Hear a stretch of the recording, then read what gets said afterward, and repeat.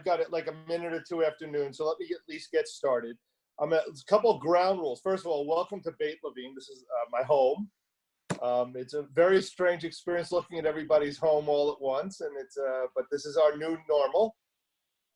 Couple things to let you know. Number one, I'm going to do most of the talking, and what I'll do is I'll stop and I'll say, are there questions? Because if everybody breaks in all at once in this format, this is one of the ways in which we can't do what we normally do. So that'll be the way we go forward. We have Maya Teller coordinating the whole process. And so there are moments in which I'll say to Maya, put something up on the screen, and you'll be able to see a text so that we can operate off as well. I also sent out the text via email. So you may be able to pull that up on your screen. We sent that out earlier today. There's many advantages to being at home. One of the disadvantages is I have a dog. And I've closed all the windows so that he shouldn't see anything that causes him to bark, but their hearing is their hearing is their hearing. So at any point, you might be welcome to Buddy. So please bear with me if Buddy has one of his attacks, and I'll try and get him under control. Couple other things. We're going to finish each of our sessions with Kaddish de Rabbanan. There's a tradition that after you study, you say a Kaddish. This Kaddish is also used in our service for mourners. And so those who are in a period of mourning, if you've not been able to say Kaddish, you'll be able to join in with us in our virtual minyan and recite Kaddish together. The last business piece is on Friday. I'll also be teaching a session for the next 5 Fridays at noon on the Shabbat morning service. We'll look at structural analysis of the service. There's a way in which it's laid out that makes sense. We'll look at the issues that are being addressed, and we'll look at the theological issues as well. And so I invite you to join me once again on Friday.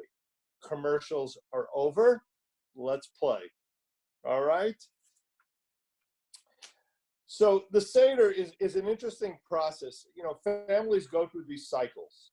The first thing is you go through a period when you have your kids there, and then you go through a period in which the kids are grown, the little kids are grown, and you have, you know, like my family, we've had 10 plus years now without little children. And then once again, the grandchildren come along, and so you go into that cycle. We go through this cycle on a repeated basis. This session is not meant for throwing frogs and little children kinds of activities. You're welcome to do that in addition, but I want to look at some more adult kinds of issues. As I said on the high holidays, I don't believe Passover and the Seder is really meant to be a pediatric experience. It is meant to be an adult experience in which we welcome children. We find ways to include them, but it is not something. Can I go closer to the microphone? Okay, I can try. Does that help? Can you hear me? Can I be heard? Yes. I hear you. Maybe whoever's having trouble hearing should turn the sound up on their device. Okay. All right. So I believe that it's really meant to address some serious theological issues. It's meant to look at our identity as Jews, and to essentially, there are 2 experiences that bind the people together. One is its founding story, and 2 is its hopes for the future.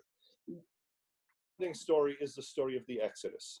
And so it is important for us on a periodic basis to step back and reflect on those moments. As Americans, our founding stories are the revolution and all the stories that go with it. That's what binds us together as a people. As Jews, it's the Exodus. And so we need to approach this as adults in which we welcome our children into the process, but we also are dealing with things as adults. So with that in mind, let's go forward. Beginning Pesach, we begin as we do with every holiday with the lighting of candles. All right, we have the bracha, we have the 2 brachot, we have Lahadlik Ner Shel Yom Tov, and we have Shehechianu. We begin all holidays with the lighting of candles. Light itself is multifaceted in terms of its meaning. It's both physical and it's spiritual.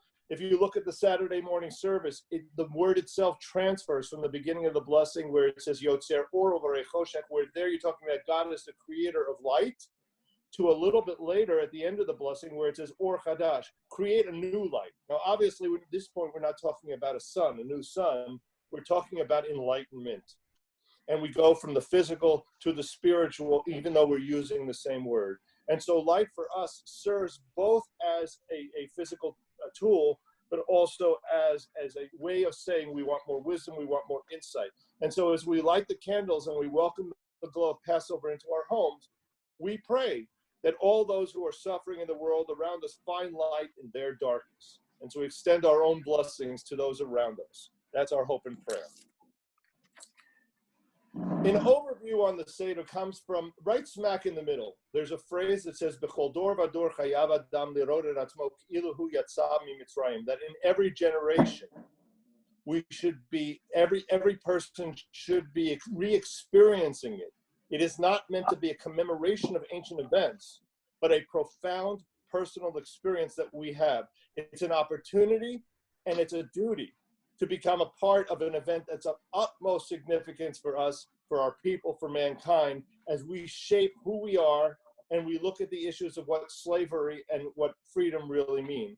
And I take that seriously. It's not just a matter of an ancient world. One of the things I'm looking at preparing for the high holidays is the issue of slavery as it exists in our world today. We have slavery on many levels here in America. We have agricultural slavery, we have domestic slavery, we have sexual slavery. It is profound, and Houston is one of the significant places where it is happening, and it may be happening in your neighbor's backyard and you don't even know it's happening. So that's the first issue at play. It's not just an ancient issue. It is something for us to address in our world today. I also have a reading on you know that addicts and addiction has been one of my pushes. I have a reading here I want to share with you. It's a recovering addict describing the experience of slavery. He says the following: "I was a slave to drugs, and there was never so demanding and inconsiderate a taskmaster, so absolute an enslavement as addiction to chemicals. I had no choice whether to use them or not. I did things in my addiction that I swore I would never do, because a slave must do as he is told. I not only used drugs when I liked them, I even used drugs whose effect I hated. If there was ever a slave in the world, it was me. I know what it means to be a slave, and I know what it means to be free." That's one form of addiction. There are people who never use drugs, but are nonetheless slaves to money, slaves to power, slaves to food, slaves to cigarettes. Any person, any intelligent person who wishes very much to improve their lives, but nonetheless is driven by a vice, is a slave. If you lose control of any kind of behavior, that is slavery. And so slavery exists for all of us. And one of the questions we might be able to ask at a Seder is, to what are we slaves? What drives us beyond our own personal decisions? Everybody good? Just give me a thumbs up. Good. All right. Begin the 14 steps. We start out Kadesh. All right. Orchatz, the first two steps, the wine and the washing. All right. We create a doorway through this process in which we leave behind the outer world and enter a more reflective inner world. Time and space, as Heschel points out, shape and frame our lives. And so to sanctify time, we recite Kiddush. To sanctify space and prepare our bodies and our physical space, we wash our hands. I just offer a nice tradition that we've been doing in my family. A lot of what I'm presenting, I've found over the years in different sources. A nice tradition is at the Seder, all of the participants fill somebody else's cup. And thus every participant is being served by someone. Again, a symbol of freedom, of the dignity that we enjoy on Pesach. So I might suggest that to you. At the Seder, we gather around the Seder table to recount the ancient Israelites' miraculous transformation from slavery to freedom. And their story, the ancient Israelites, began with an awakening. As our tradition teaches, Moses saw the burning bush, and he recognized that he was being called to liberate his people from Egypt. Our journey also begins with an awakening, and we pray that our first cup rouses each of us to the injustice that persists in our world today, and that we hope to recognize our own capacity to make a difference and commit ourselves to building a better world. We're built with filters. We're built with things that enable us not to, all the time to see the sufferings around us, or we would just shut down. There are moments in time where we have to step out of that mindset and recognize. And I think the Seder is, as a step from slavery to freedom, is meant to do just that. I'm going to look now at the 4 cups. There is a midrash that states that the reason that we have the 4 cups of wine at the Seder is to correspond to the 4 expressions of liberation we find in the Bible. Those 4 are: God says, I will take them out of Egypt, I will save them, I will deliver them, and I will take them to be my nation. So you have 4 different distinct ways in which God expresses his desire to free the Israelites. And that number 4 then permeates our Seder. We have 4 cups, we have 4 questions, we have 4 sons. The number 4, the rabbis went looking for a biblical source, and that's what they came up with. In Maya, if you would put up the laws of the 4 cups. Let's see what we're still working on this. Okay, there you go. Everybody see that? I'm just trying to do something here. Okay. Yes. In this process, I'll also go through a number of the halachot so that you have a sense of what at least the tradition expects of you. You can do with it as you see fit, but let me at least provide you with the sources. Number 1, everyone at the table is obliged to drink the 4 cups. It's not just the leader. It is a communal activity. They should be drunk at their designated places in the Seder. Each one of them is a separate mitzvah and corresponds to a segment, a place within the Seder. The tradition measures the obligation of drinking wine according to what the Talmud calls a rivet. This is not a frog term, it's an actual measure.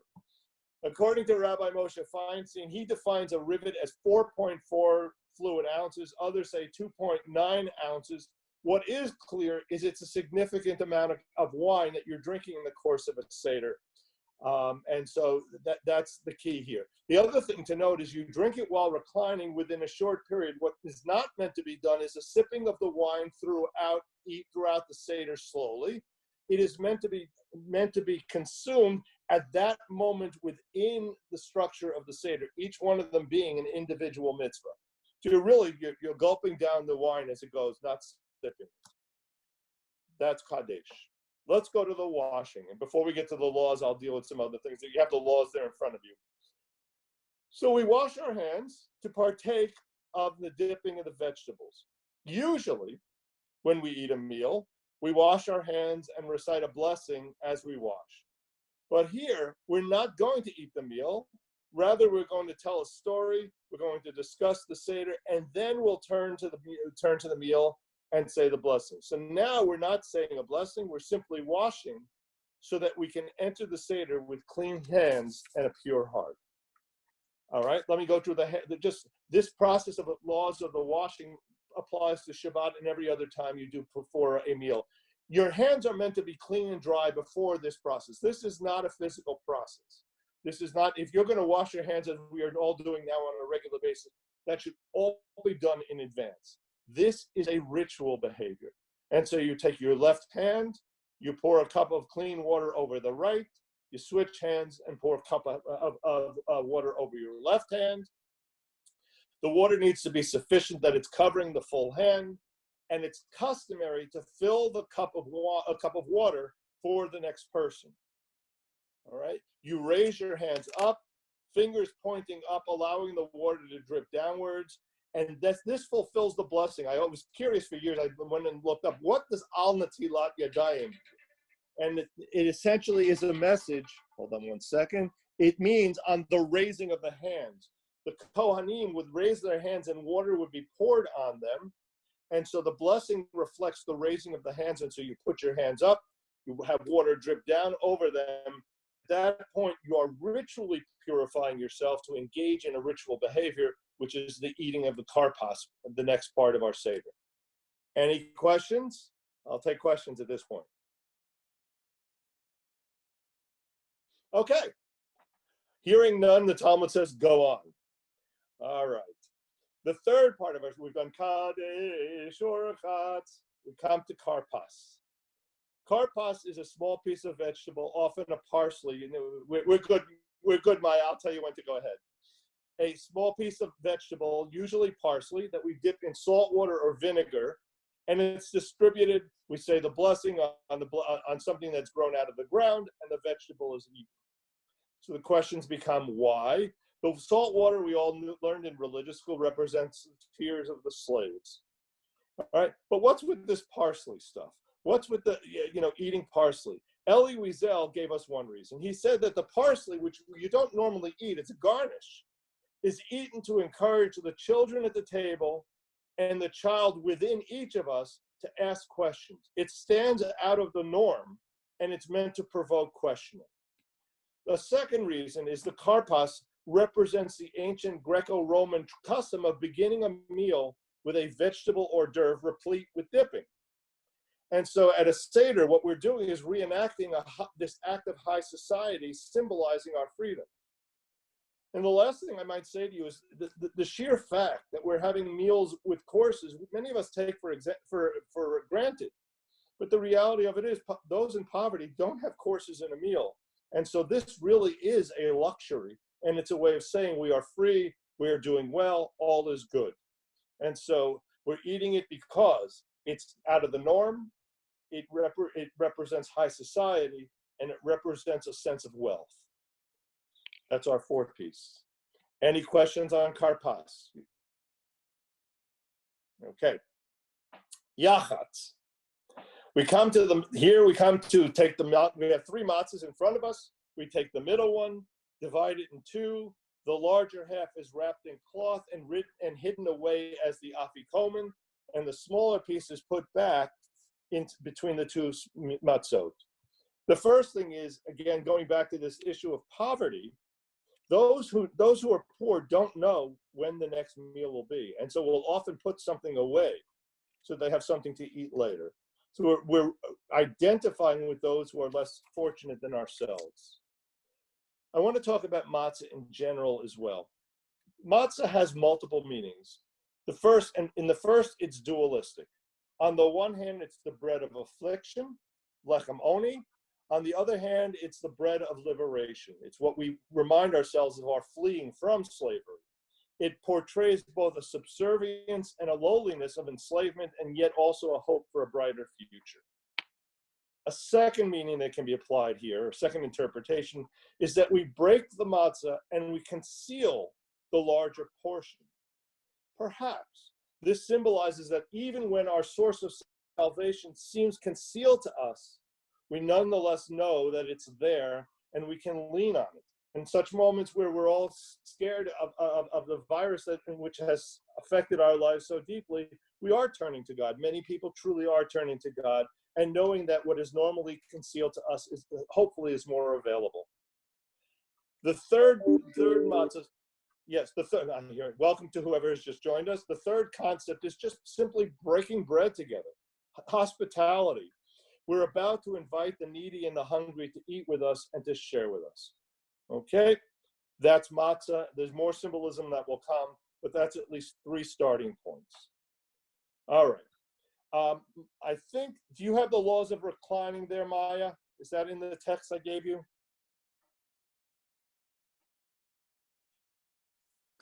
Let me check.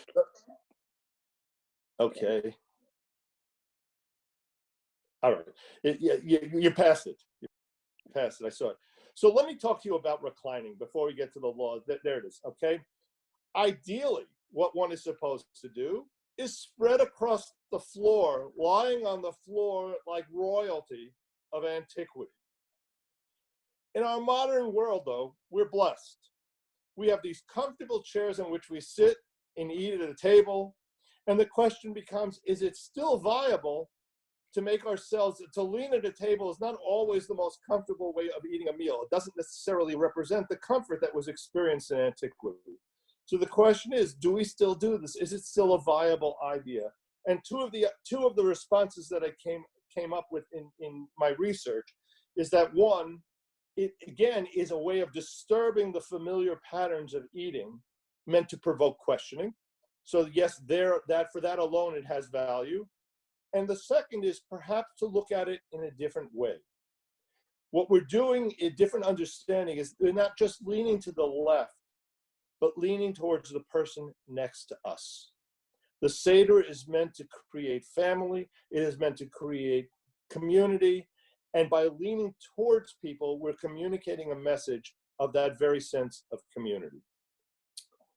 So with that in mind, let's talk about leaning to the left and what are the obligations from tradition. So first, you lean to the left, you can recline, you can lean against the back of your chair, pillows are a little more comfortable, you can do all that.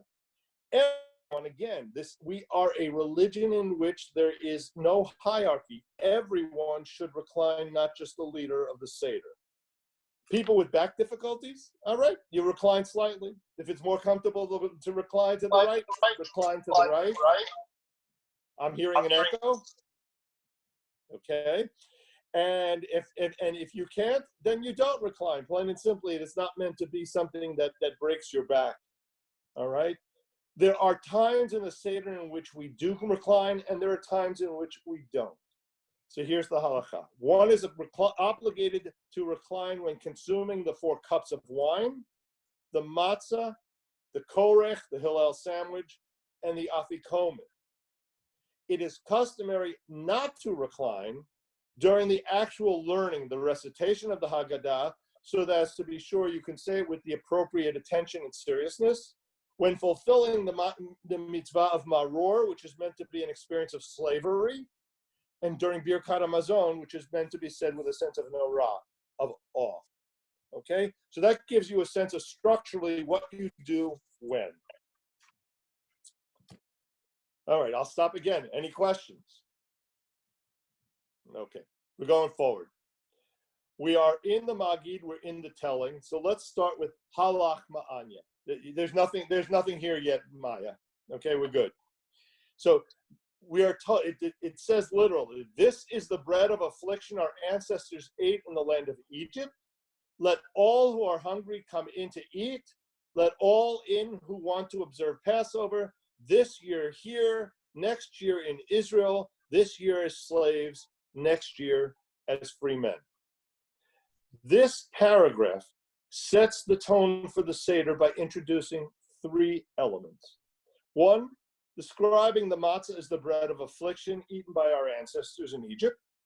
2, an invitation to the hungry to come and eat with us. Rabbi Akiva read not this is the bread of affliction, he read it as this is the bread of poverty. And that links in the connection to the invitation to the poor to join us. And the third concept is that next year should be a year of further redemption, ultimately expressed through the gathering together in Israel. I want to go back to that second point, and that is an invitation to the hungry. We begin the whole process of the Seder with open arms. The Seder bids us to invite those who are hungry to partake in our meal. It invites us and bids us as well to invite those who are hungry in spirit, those who are lonely, those who are lost, those who are heartsick. Hospitality is a central Jewish virtue.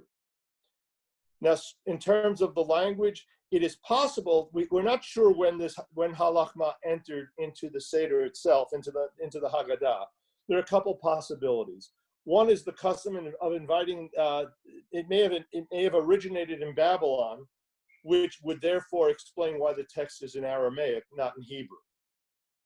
The other possibility is it comes from temple times and earlier, when large groups would join together to eat the killing of an animal, because refrigeration wasn't possible. So someone in a community put an animal on, who was able to secure an animal and be able to cook it.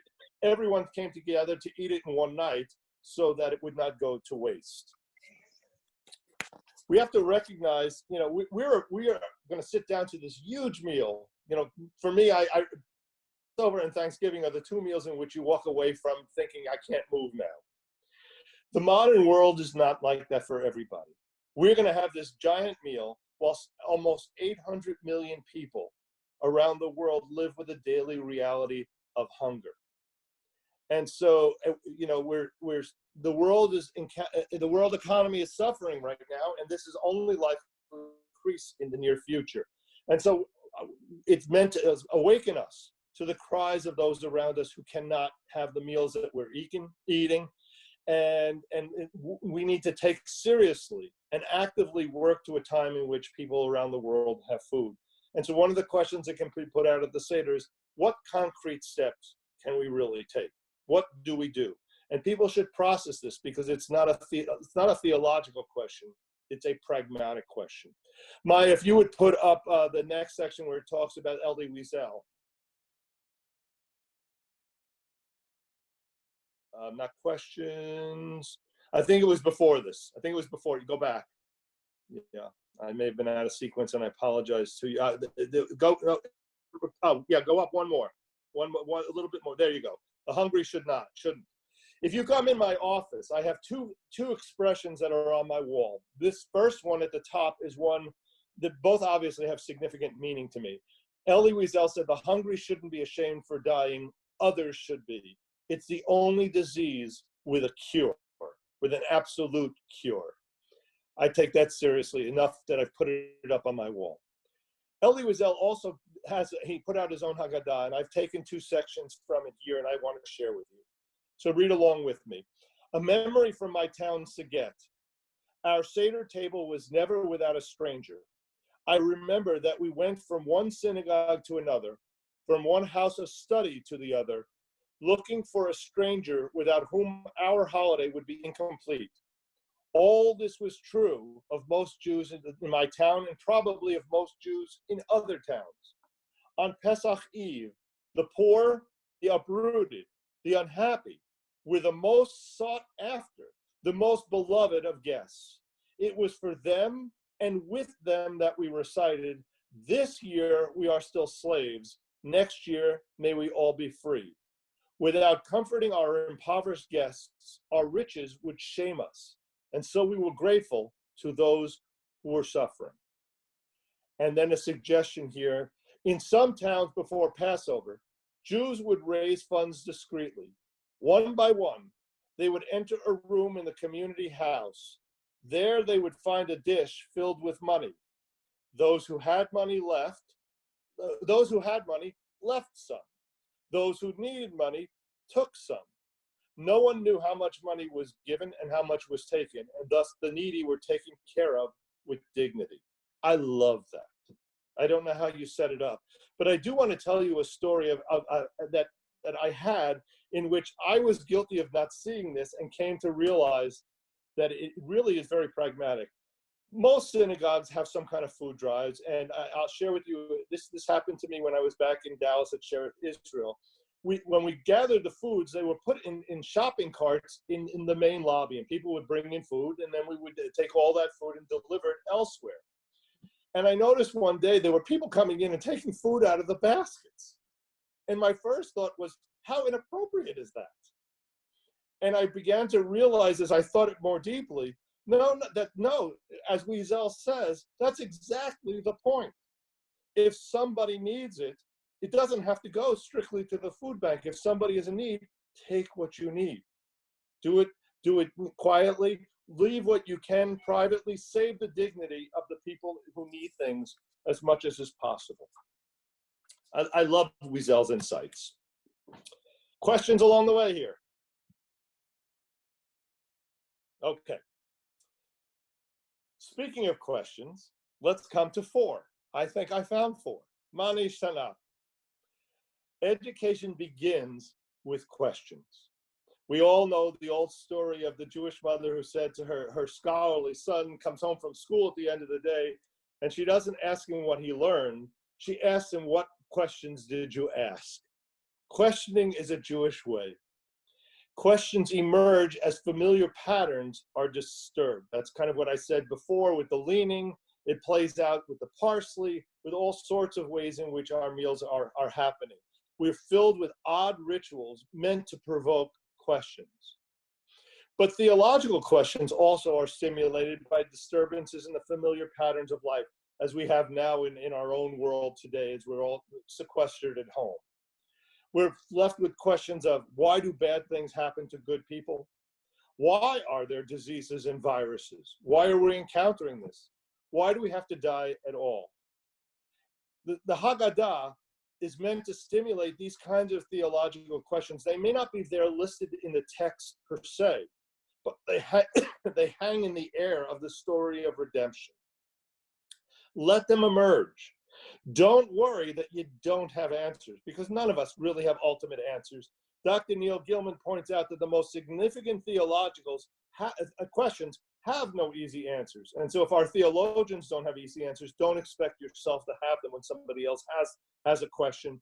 Put the questions out, begin the discussion. Through discussion is where we find our own personal responses. Now, in Maya, I also provided you with some alternative questions. I think that's also there. If you would put that up on the screen. Alternative questions. There we go. So the first one, think for a moment about the future of the Jewish community. Do you think that your great-grandchildren will be sitting at a Passover Seder someday? Why or why not? What do we need to do to fulfill our link to assure that there's a strong chain of tradition that our great-grandchildren and the generations that follow them will continue doing what it is we're doing today? That's a question you can ask at your Seder. Second, I love this. What if the proverbial bitter herb at the table is your brother-in-law or a family friend? How do you treat such a person at the Seder? We all have family dynamics. None of us can claim we have none of that. How do you deal with that at the Seder? Third, tradition says that Elijah the prophet is supposed to announce the coming of the Messiah. If you could send Elijah to any spot on the globe to make the announcement of the Messiah, where and why would you send him there? And fourth, do you personally believe that we can eradicate wars, that we can eradicate poverty and starvation? What experiences in your life have given you that hope? What struggle have you had that has worked for you? And what did you learn from it? What gives you the strength in this moment of being sequestered, in looking around the world and seeing suffering? What gives you the strength, and what experiences have you had that enables you to look forward with a sense of hope? I think that's a question that is going to be on everybody's mind as you sit down to Seders, whether they be through Zoom and through this technology or together with your families. All right, those are the questions. All right, I want to, Maya, there's, it may be before this, there's this quote from Justice Ginsburg.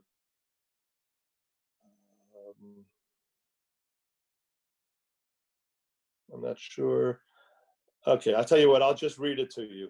All right, don't worry about it. Go back to where we were. Justice Ginsburg wrote, on Passover, Jews are commanded to tell the story of the Exodus and to see ourselves as having lived through that story so that we may better learn to live our lives today. The stories we tell our children shape what they believe to be possible. In our telling of these stories, we're helping not only shape our own understandings, we're communicating a message to our children. It's like a living will in process. So we help them understand the world around them through a Jewish lens. So let's begin a retelling. Let's start with an answer for what it is. The first message that we encounter is one of gratitude. Avadim hayinu ata b'nei chorin. We were slaves, and now we are free. The ultimate obligation of gratitude is taught in the Torah commandment, do not abhor an Egyptian, for you were a sojourner in his land. Rashi anticipates this question. He says, because we sojourned, they enslaved us and threw our infants into the Nile.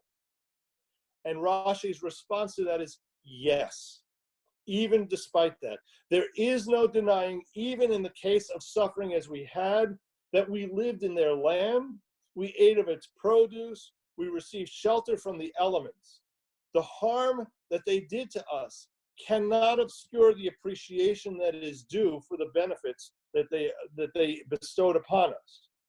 The Torah's emphasis on the primacy of gratitude is so great that even in this relationship of servitude, the suffering that we sustain cannot abrogate the obligation of gratitude.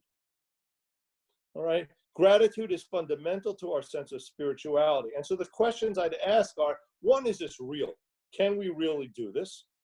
And two is where in our lives of struggle could such a value apply? What do each of us have in our moments of life that we tend to see the negative, that rather we can find ways in which we can appreciate even the positives that emerge even through that negative experience? And if we can do that, how does it reshape our thinking? How does it reshape who we are? All right. So gratitude, even in the face of intense suffering, something as bad as slavery. If Rashi can say even in that moment, how much more so in our own lives? 4 children. That's our next topic. And what I want to address here is this wicked child. I don't know. I know when I taught in day school, the first thing all the leadership would say, there are no bad children. There are no good children. There are no bad children. I would say to you, children are born neutral. And you have a baby, and they're selfish at first. Our job is to make them unselfish. There's nothing more selfish than an infant that's going to ruin your life by crying until you want to rip your hair out. Okay? Take care of my needs or I'll ruin your life.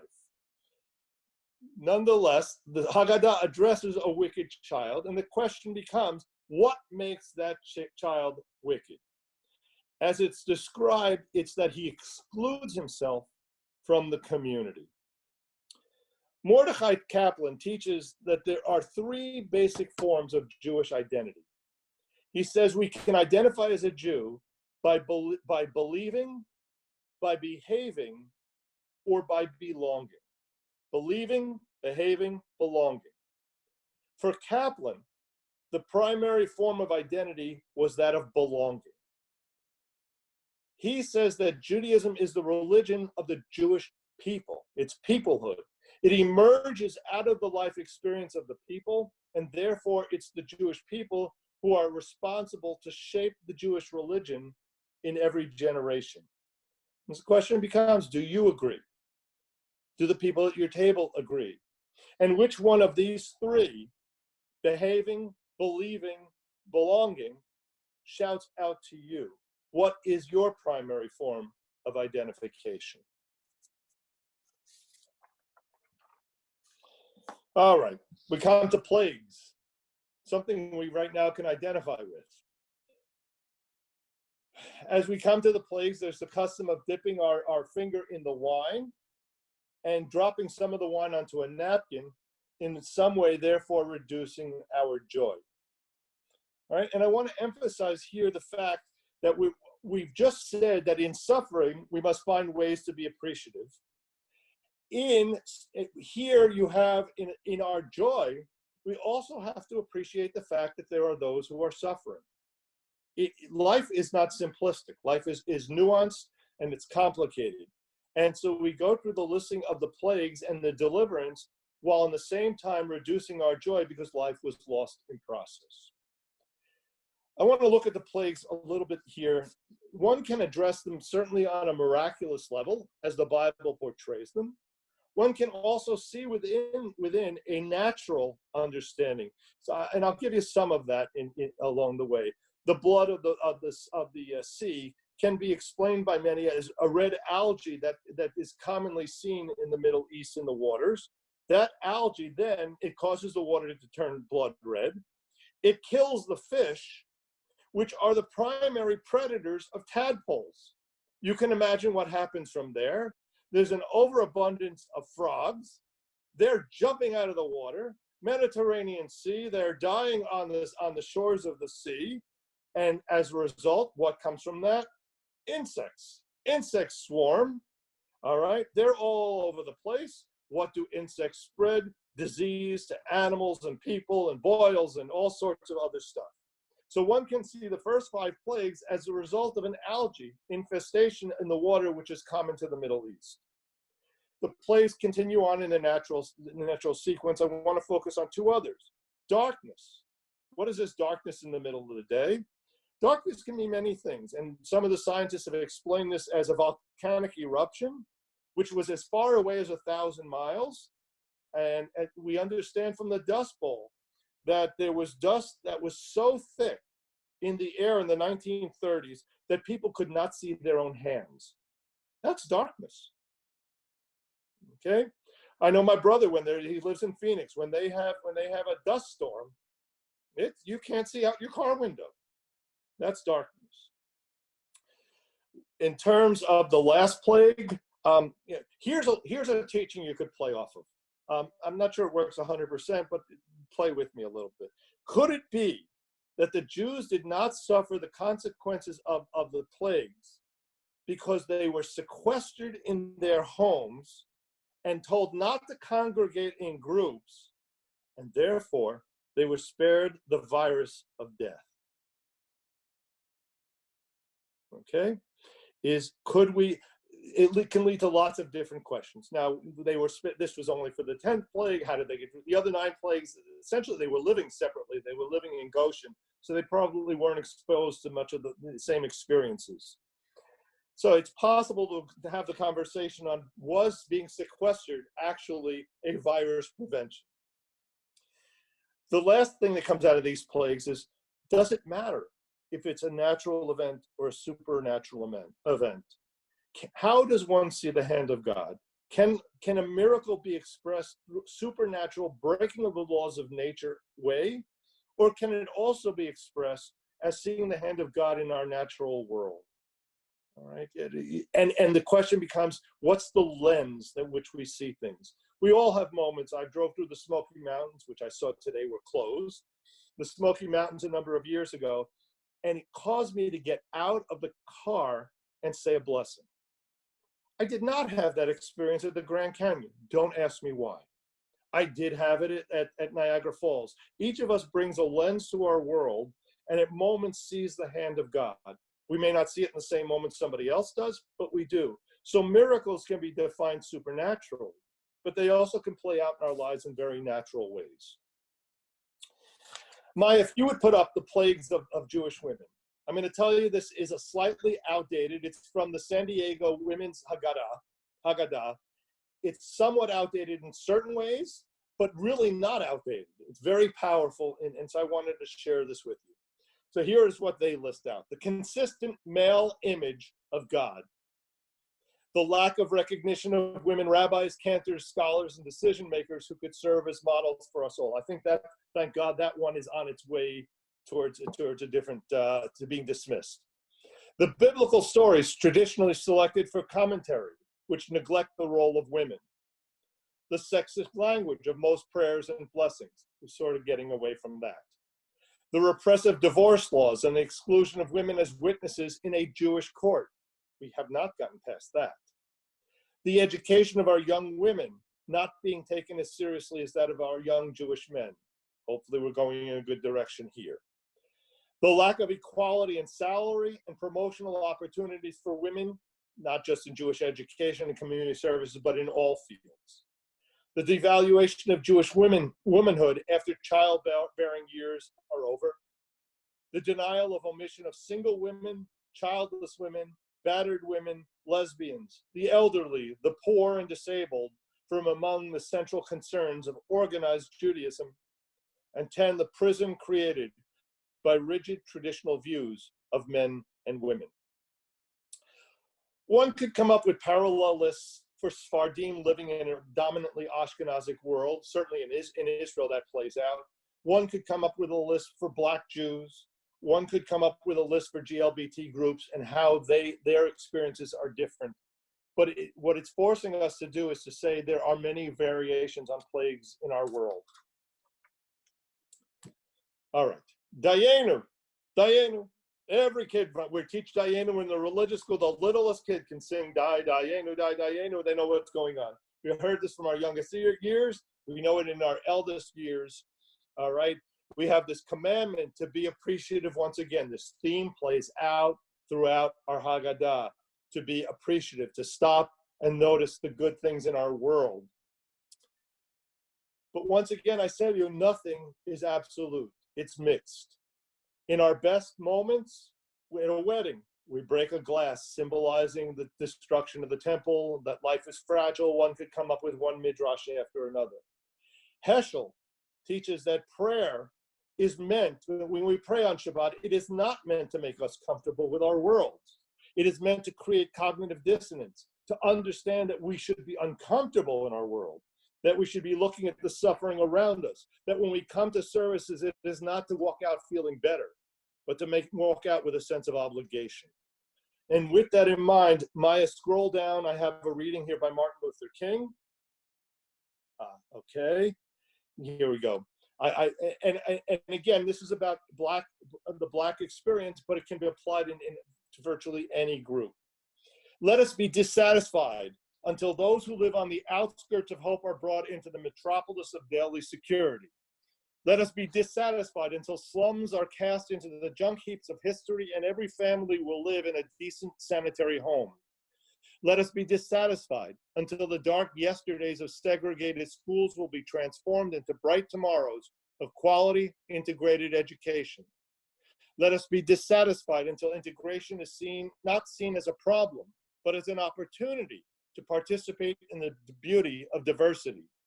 Let us be dissatisfied until men and women will be judged on the content of their character, not on the basis of the color of their skin.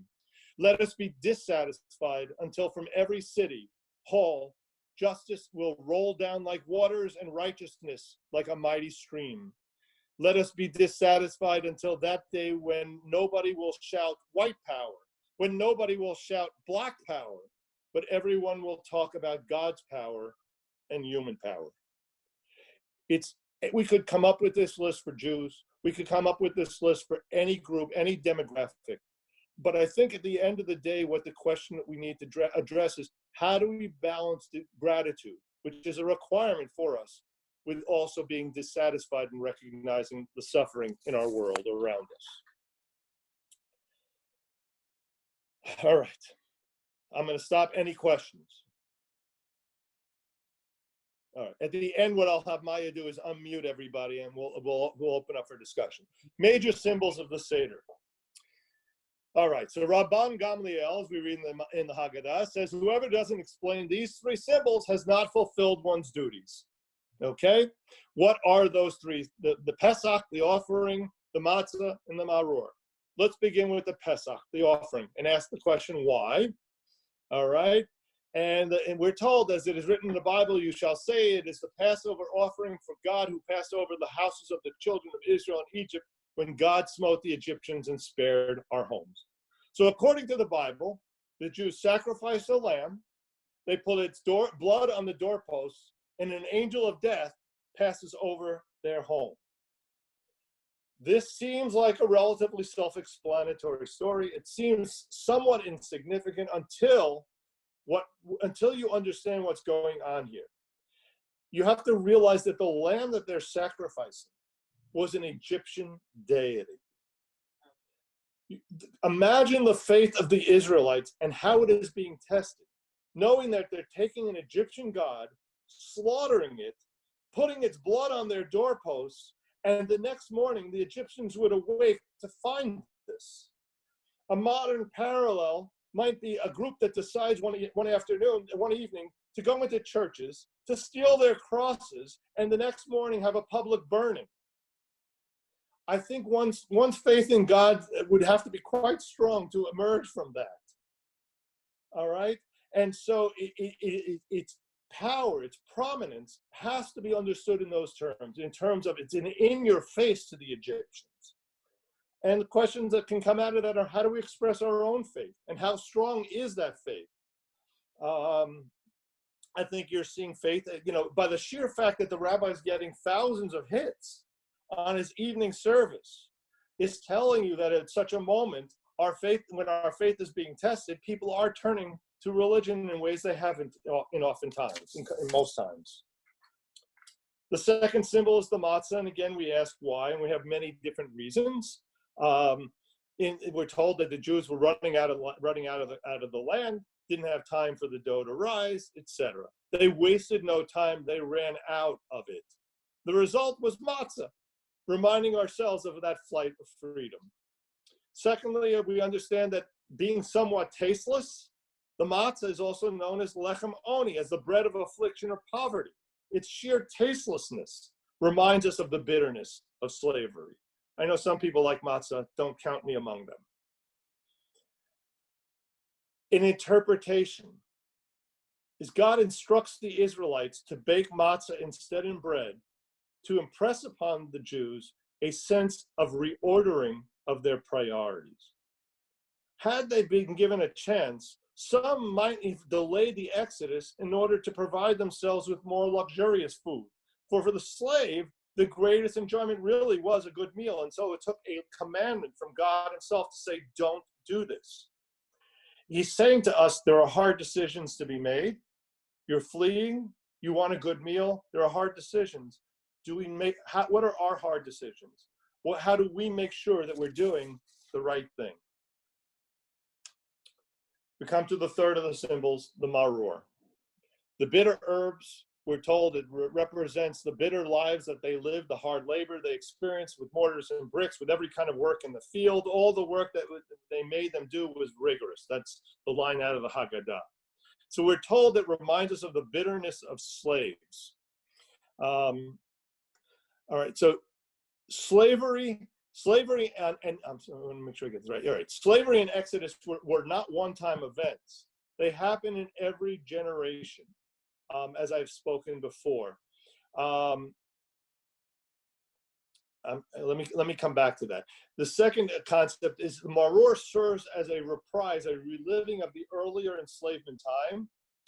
And this tradition is meant to summon up within us a reminder that although we are free from this slavery taste. There's a real danger that once people themselves emerge from those kinds of experiences, they turn their backs on others who are still experiencing it. And the matzah is a reminder to say, stop. Yes, you are free today. Not everybody has gotten there. This theme runs throughout. It's in all of our services, we have the constant phrase Zecher L'Tziat Mitzrayim, remember the going out of Egypt. It's not just appreciation, but two, what are the responsibilities that emerge from a statement like that? And then we come to the Korech. All right, those are the three symbols. I want to come at that point. It's followed up with the Korech with the Hillel sandwich. And here again, you've got this mingling of symbols. You've got a mingling of the bitterness of bondage and the joy of redemption. And I want to reemphasize that coming from that is this: only for the simplest of children are slavery and freedom absolute. Only for the simplest of human beings are happiness and joy completely isolated from suffering in the world. And much of what I've presented today has reflected this perspective of non-absolutes. We need to see life as a continuum. In our moments of suffering, we need to look for hope. In our moments of joy, we need to reflect on those who are less beneficial in the world, suffering more. So we have our meal. We sit down to that meal, which is, at the end of the day, one of gorging. And you'll see how it works out very well with the afikomen. All right, so we get to tsafun, the afikomen. First of all, afikomen is simply a Greek word meaning dessert. And I've never forgotten, we had a non-Jew at the Seder years ago read it, the afikomen, and it's always stuck with me. And in our home, it's become the afikomen. It's traditional for the afikomen to be the last taste of food at the Seder. Okay, and so the piece of matzah that we broke earlier in the evening and put away is now that last taste. It is, again, a sense of what has been concealed is now uncovered. That which has been hidden has become overtly manifest.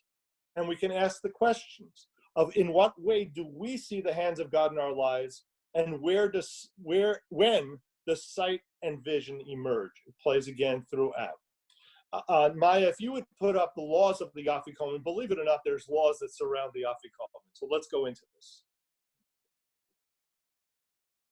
There we go. Thank you. So the hiding, the snatching, and the ransoming of the afikomen by children is part of the mitzvah of education. The idea is to keep the children alert and excited.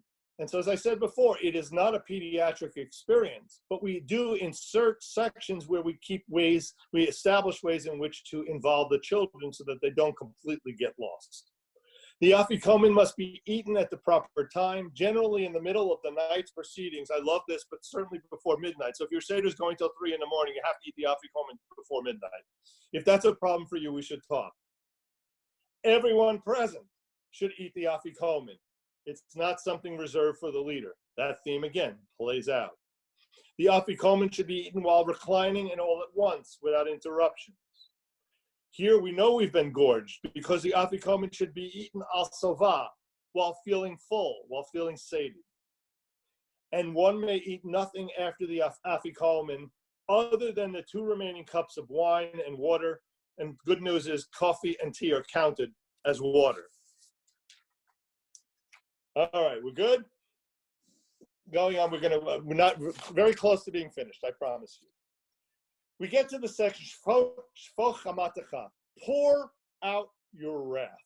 This is a tough text.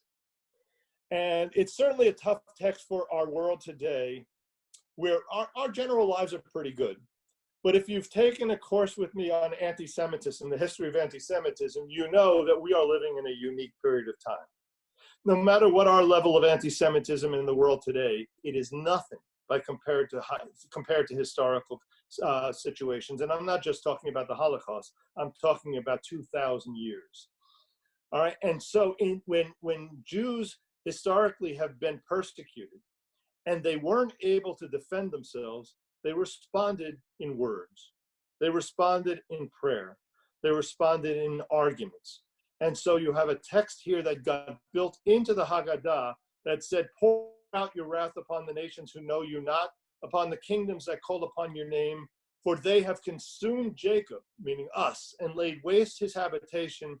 Pour out your rage upon them, let your fury overtake them, pursue them and destroy them from under the heavens of God. In the context of the suffering of most of our history, that polemic makes sense. And we can't judge it based on our world as we live it in today. So within that context is where we then invite Eliyahu into our homes. Eliyahu is the harbinger of the messianic times, of the Messiah or messianic times. It's a time of recognizing the suffering in our world. We open our doors and we invite Elijah in. For us, the kids all think that's cute. Is, let's watch and see if Elijah drinks the wine. Imagine the sense of security and belief in God that would represent in a period of time of suffering and persecution, to open one's door and say, Elijah, come in and save us from all these people around us. It's a very different message in its context. And so we believed by the 3rd century, this midrash of the night of the Seder, of linking it with messianic redemption. We find that in our text. It says, in that night they were redeemed from Egypt, and in that night they will be redeemed in the future.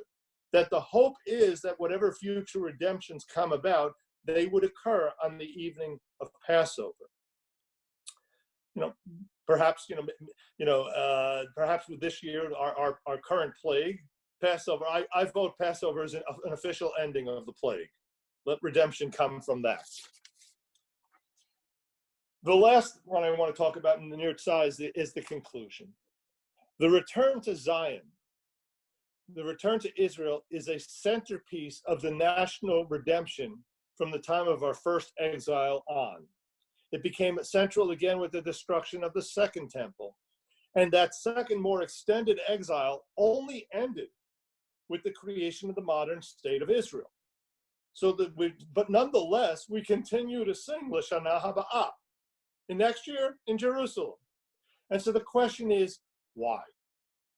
All right. For centuries, our ancestors had no access to Israel. This made perfect sense to them. However, today in our world, thank you, Morris, for most of us, if we're not living in Israel, we've made a conscious decision. Right? Our lives are good. Our families are here. Whatever the reason for that decision, and I assume everybody who's here on the screen with me has made the same decision. All right. The question becomes, why do we continue to say this? And I also say to you that in Jerusalem itself, Jews sit and sing the same thing next year in Jerusalem. No? What's going on here? So one possible answer to this is that this text has been altered by the addition of one new word. It's not just L'Shana Haba Yerushalayim, next year in Jerusalem. It's L'Shana Haba Yerushalayim Habenuya, rebuilt. It's a Jerusalem that has been rebuilt. And it extends the statement, a hope, that one day in the future, Jerusalem will be a flourishing city with diverse populations who all live together in peace. That's the Jerusalem for which we yearn. That's the Jerusalem for which all of us must continue to strive. I want to conclude with Arnie Eisen's comment. Maya, if you would put that up. Arnold Eisen is the current chancellor of JTS. He's the titular head of our movement. Hold on one second. There you go at the bottom there. Not before. Wait. I'll go. All right. It was the other document. I'll read it to you. Maya, leave that up. Oh, there you go. All right. Redemption happened once, but it can and should happen again with our help. God needs human partners to the covenant to take risks, get to work and use their open hearts and their political wisdom to perform acts of redemption in the world. What a great message to walk away from the Seder, with which to walk away. It is that we are partners with God. Redemption was not a one-time event. It is something we have to walk away with the Seder with a sense, as Heschel spoke about, of the brokenness of the world and our obligations to bring redemption to all those around us. All right. I'm going to open the floor. Maya, if you would turn, I guess, everybody back on. And let's, all right. If there are questions, this is a little hard because we'll have to do this one at a time, but let's see what we can do. Cantor, Yes, why ma'am. are we not, why can we not eat the afikomen after midnight? That's a great, I'm not exactly sure. I suspect to some extent it had to be eaten on the what they define as the evening. If you realize that all the food, what that essentially is saying is that all food, the meal itself has to conclude by chatzot, by midnight. That's a gut instinct. Thank you. Any other questions? All right. What I'd like to do, when we study, we conclude with words of Kaddish. There's a rabbinic Kaddish. I've transliterated it as well so that everybody can follow. It's also a way for those who are normally saying mourners Kaddish to say Kaddish, because when we say this in the service, mourners usually rise for it as well. So Maya, if you would put that up, I will lead us in the process. We have a virtual community. Okay.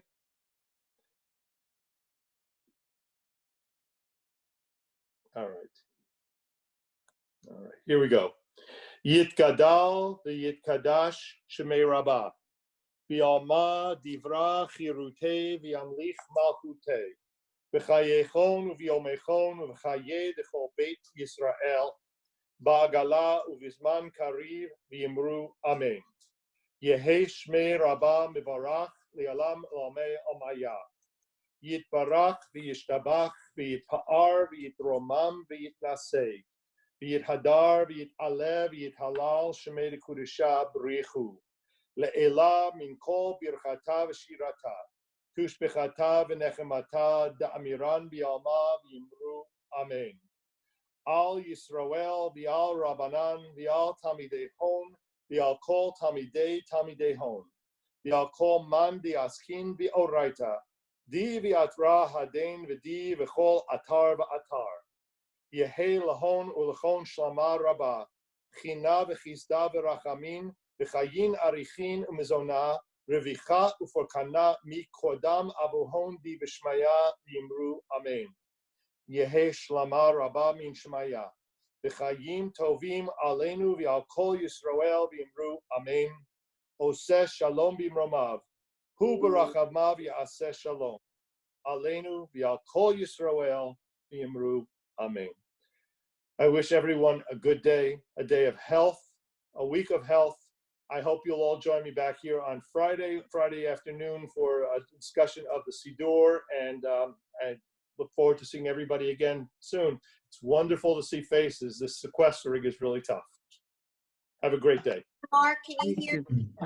Thank you. תודה רבה. Thank you. Thank you very Thank you very much. Thank you. Thank you. Thanks. תודה רבה. Maya. Maya. Wonderful opportunity. Thank you. אוקיי, שלום, קנטור לוין. Shalom. Thank you. Hello.